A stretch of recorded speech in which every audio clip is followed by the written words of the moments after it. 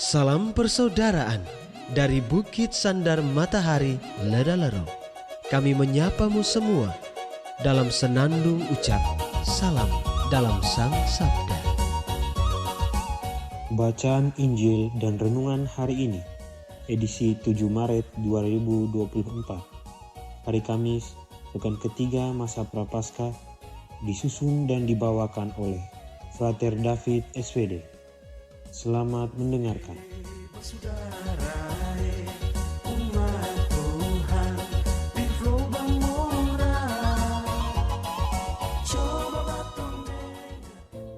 Bacaan diambil dari Injil Lukas bab 11 ayat 14 sampai 23. Sekali peristiwa, Yesus mengusir dari suatu setan yang membisukan. Ketika setan itu keluar, orang bisu itu dapat berkata-kata. Maka heranlah orang banyak.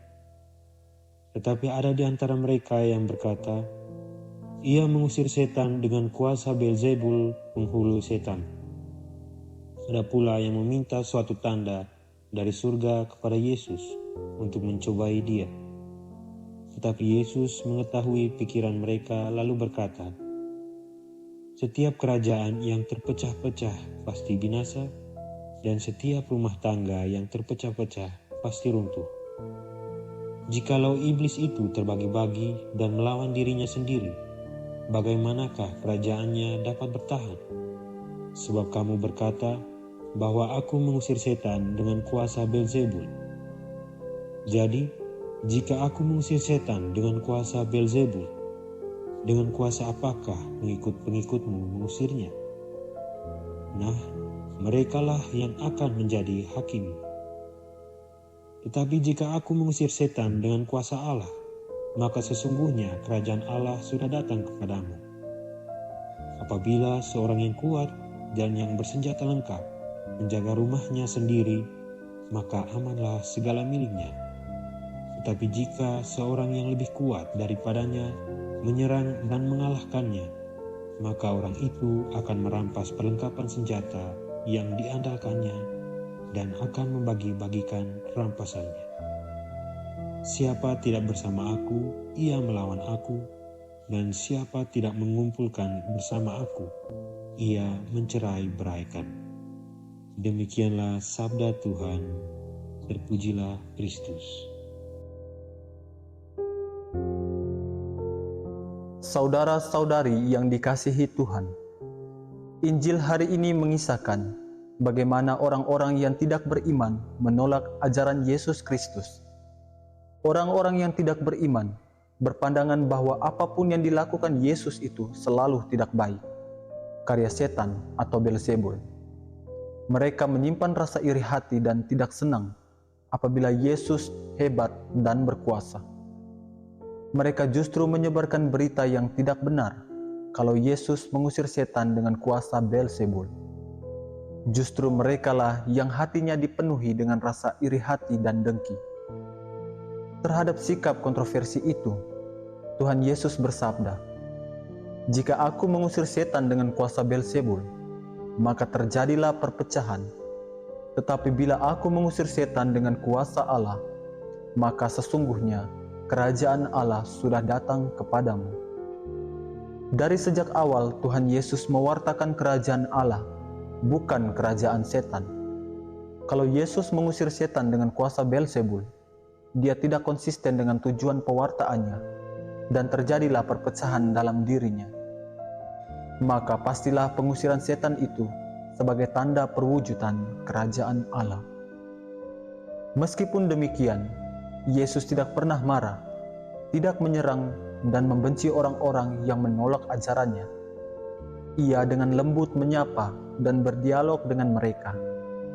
Ini merupakan suatu bukti bahwa Yesus memberikan pilihan bebas pada setiap orang dan bahwa Yesus mencintai kita semua tanpa batas. Saudara-saudari yang dikasihi Tuhan, dalam kehidupan kita sekarang ini, tidak sedikit juga orang-orang yang memiliki sikap sama seperti orang-orang dalam kisah tersebut, yang selalu menaruh pandangan buruk terhadap Yesus. padahal Yesus melakukan hal-hal yang baik untuk manusia. Ketika kita berbuat kebaikan atau kebenaran, akan selalu ada orang yang tidak suka pada kita. Orang yang tidak nyaman terhadap kebaikan, tidak senang bila kita mendoakan musuh kita. Orang yang tidak nyaman dengan kebaikan, tidak senang ketika kita menyenangkan hati Tuhan. Tetapi satu hal yang perlu diingat, tetaplah berbuat kasih. Karena sama seperti Yesus, Ia bertindak bukan untuk mendapatkan simpati banyak orang, tetapi Ia melakukan karena kasih-Nya kepada orang yang menderita dan demi keselamatan jiwa-jiwa. Tantangan akan selalu ada ketika kita berbuat kasih. Dalam perjalanan hidup ini, kita seringkali dihadapkan pada kenyataan bahwa setiap perbuatan baik tidak selalu diiringi dengan penerimaan positif dari semua orang. Ironisnya, terkadang tindakan baik malah mendatangkan rasa benci dari beberapa individu. Mengapa hal ini terjadi? Pertama-tama, perlu diakui bahwa persepsi tentang kebaikan seringkali relatif dan tergantung pada sudut pandang masing-masing orang. Apa yang dianggap baik oleh satu individu mungkin tidak sesuai dengan harapan atau keyakinan orang lain. Ini menciptakan ketidaksepahaman dan pada tingkat tertentu menciptakan perasaan ketidaknyamanan atau bahkan ketidaksetujuan. Dalam dunia yang penuh dengan berbagai latar belakang budaya, agama, dan nilai-nilai personal, perbedaan ini dapat menjadi sumber konflik. Sebuah tindakan baik yang dilakukan dengan niat tulus dan keinginan untuk membantu sesama dapat dianggap kontroversial oleh mereka yang memandangnya dari perspektif yang berbeda. Inilah sebabnya mengapa perbuatan baik seringkali diiringi oleh gelombang kritik, bahkan kebencian. Namun perlu diingat bahwa kebaikan bukanlah tindakan yang dilakukan untuk mendapatkan persetujuan atau pujian dari orang lain. Kebaikan sejati timbul dari hati yang tulus, niat yang murni, dan kepedulian terhadap kesejahteraan bersama. Meskipun ada yang membenci atau tidak setuju, itu tidak boleh menghentikan kita untuk tetap berbuat baik. Mungkin ketika kita dihadapkan pada kebencian terhadap perbuatan baik kita, ini dapat menjadi peluang untuk merenung. Kita dapat menyadari bahwa setiap tindakan baik memiliki potensi untuk memicu perubahan, bahkan jika itu hanya terjadi pada satu individu. Mungkin kita bisa belajar untuk lebih memahami pandangan orang lain tanpa kehilangan integritas nilai-nilai kita sendiri. Saudara-saudari yang dikasihi Tuhan, marilah kita saling berbagi kasih Allah kepada sesama kita dengan menebarkan nilai-nilai kebaikan sesuai dengan nilai-nilai yang telah diwariskan Yesus kepada kita.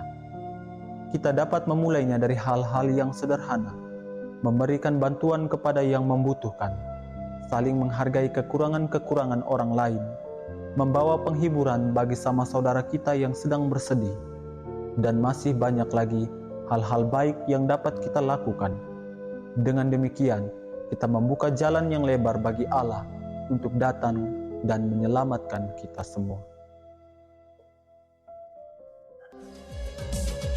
Hei saudara, umat Tuhan di gelombang moral. Sahabat-sahabat pencinta Sang Sabda, kita baru saja mendengar bacaan Injil dan renungan edisi hari ini.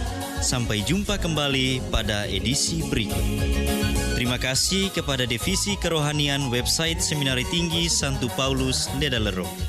Semoga Sang Sabda menjiwai seluruh pengalaman hidup kita hari ini. Tuhan memberkati kita sekalian. Amin. Dalam satu hati, di dalam kasih Yesus.